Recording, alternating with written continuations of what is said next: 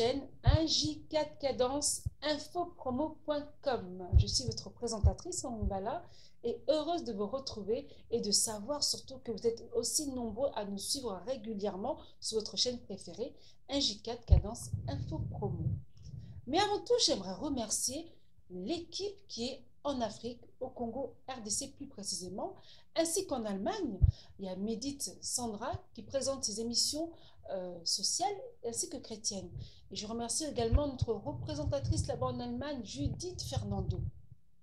Moi, bien sûr, je m'occupe des actualités chrétiennes et sociales aussi. Vous me connaissez déjà. Maintenant, mes chers bien-aimés, j'aimerais vous faire découvrir ce témoignage. Un témoignage qui est dramatique d'une famille qui paraissait modèle, une famille qui paraissait insouciante. Mais au fond, il y avait des catastrophes qui se faisaient. Pourquoi des catastrophes? Parce que une jeune fille, un enfant a été abusé par son père satanique, pour des rituels. Je vous laisse suivre ce témoignage.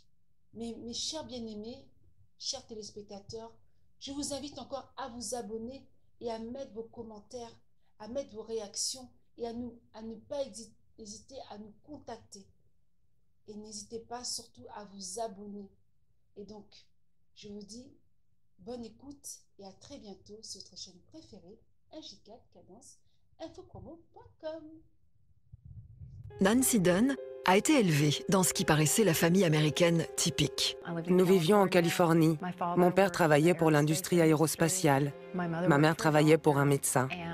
Vu de l'extérieur, tout paraissait normal, mais personne ne savait ce qui se passait une fois les portes closes. Mon père était un grand prêtre sataniste et il faisait toutes sortes de mauvaises choses. Il abusait de moi sexuellement. Il me faisait participer à des rituels sataniques. Mon père m'utilisait comme mère porteuse, c'est-à-dire que j'étais inséminée pour pouvoir donner naissance à un enfant que les satanistes pourraient sacrifier à Satan lors de leurs rituels. Dès que j'ai été en mesure d'avoir des enfants, on m'a mise enceinte. Les abus dans la famille de Nancy continuèrent tout au long de son adolescence. Nancy donnait le jour à ses enfants assistés de sages-femmes, mais aucune déclaration de naissance n'était faite aux autorités. S'il arrivait que je doive manquer l'école pendant des semaines ou des mois, mes parents appelaient l'école et ça ne posait aucun problème. Il n'y avait aucune enquête. Cependant, quand elle n'avait encore que 8 ans, une voisine âgée s'était prise d'amitié pour Nancy et l'avait invitée à l'église. Mes parents m'avaient laissé partir parce qu'ils organisaient comme des mini-jeux olympiques, une sorte de compétition avec des jeux. Cette dame m'a emmenée à ces rencontres et ça a été merveilleux pour moi, parce qu'à l'âge de 8 ans, une des dames présentes me parla de l'Évangile. Elle m'expliqua qui était Jésus. J'ai tout de suite compris ce jour-là que c'était la vérité. Et j'ai accepté Jésus dans ma vie. À 18 ans, elle se maria au premier homme qu'elle rencontra pour échapper aux abus chez ses parents. Lorsqu'un an plus tard, son mariage se brisa, elle se mit à vivre dans la promiscuité. Je suis tombée enceinte à 21 ans, mais j'étais seule. Une amie me proposa une solution et je me suis faite avorter. Après l'avortement, la culpabilité et la honte, mais aussi un flot de souvenirs d'enfance poussèrent Nancy à retourner à l'église. J'aimais vraiment Dieu profondément, mais je ne savais pas comment marcher avec lui. J'ai commencé à aller à l'église, à lire la Bible et à poursuivre sérieusement une relation avec mon Père céleste. Et comme j'essayais de suivre cette voie, il y avait toujours des blocages qui intervenaient, comme s'il y avait un mur, un plafond entre Dieu et moi. Ma vie était marquée par beaucoup de peur, d'anxiété. Je n'avais aucune estime pour moi. J'avais toujours l'impression d'avoir moins de valeur que la boue. Et je ne parvenais pas à comprendre pourquoi Dieu pouvait m'aimer, ni ce que son amour pouvait faire pour moi. Nancy consulta un conseiller chrétien qui découvrit qu'elle souffrait de troubles dissociatifs de l'identité. C'est-à-dire qu'elle avait des flashbacks si importants qu'elle s'était composé plusieurs personnalités afin de pouvoir faire face au traumatisme. Mes souvenirs étaient compartimentés. Le Seigneur a commencé à me les faire connaître un à la fois, parce que le Saint-Esprit ne nous donnera jamais plus que ce qu'on peut supporter. Dieu a dirigé ce processus et m'a aidé à décanter chaque souvenir. je me suis de plus en plus approchée de Dieu pour ma délivrance. J'ai commencé à crier à Dieu de tout mon être, constamment, afin d'être libérée. Le processus a duré à peu près 1 an et demi. À me faire suivre, à travailler avec ce thérapeute.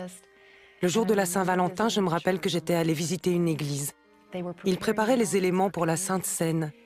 Ça m'avait rendue nerveuse, parce que par le passé, j'avais été forcée de boire du sang humain lors de rituels sataniques.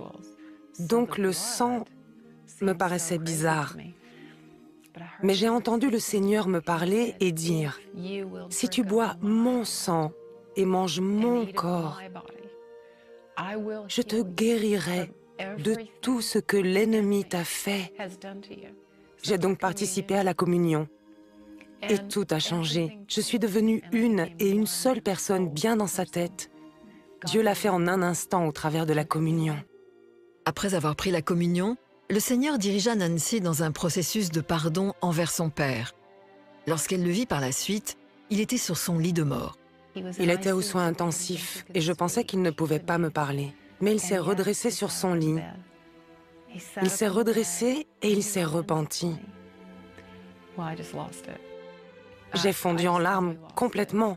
Je l'ai regardé et j'ai dit, « Tu sais, papa, tout ce que je voudrais savoir, c'est si tu connais Jésus. » Il m'a regardé avec un sourire et m'a dit qu'il venait de faire la prière de repentance avec un voisin qui était pasteur. Les larmes coulaient sur mon visage et j'ai dit, « Tout ce que je veux, c'est te l'entendre dire. » Alors mon père a dit la prière de repentance avec moi. Et près de 60 secondes plus tard, il est mort et il est allé au ciel. Aujourd'hui, Nancy est avocate et défend les enfants abusés et négligés devant les tribunaux. Elle a aussi aidé à l'ouverture d'orphelinats dans 5 pays différents et voyage dans le monde pour raconter son histoire et annoncer la délivrance. Je suis libre. Je me sens libre et si légère, si heureuse. Et Dieu me permet de jouer un rôle dans la libération d'autres personnes.